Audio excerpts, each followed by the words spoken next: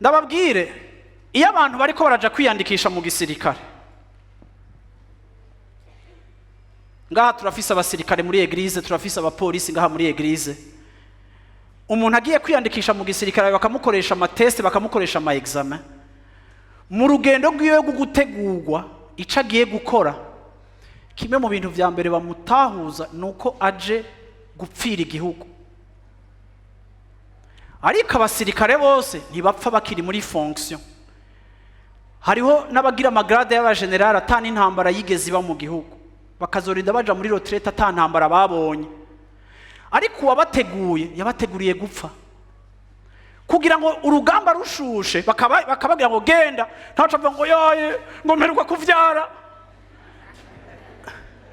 Kuva atantambara iraba bamuteguriye gupfira igihugu, niwe afata iya mbere iyo bikomeye, niyo formation aronka. Ariko nababajije, iminsi yose abasirikare barapfa? Ntibapfa.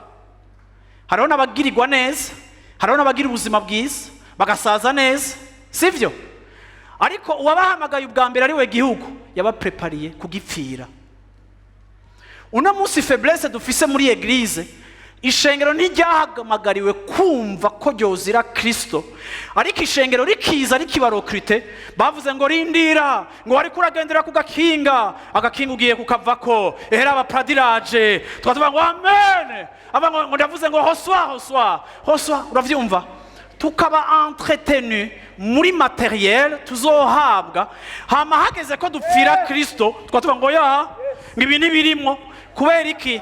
Kuko ntituri prepare. Ariko kwisandi ko ndababarira, hariho abamisiyoneri bariko barapfira mu Barabu, hariho abantu bariko baja kuvuga ubutumwa mu mashamba bakabarasa bakabica, hari abantu twumva babaye decapité n'abayislamiste kuko baje kuvuga Yesu. Ndaje kugira ngo uyu mwami twakurikiye tugomba kuba turi prepare kumwiyegurira no ku rugezo rw'uko tuzotakaza.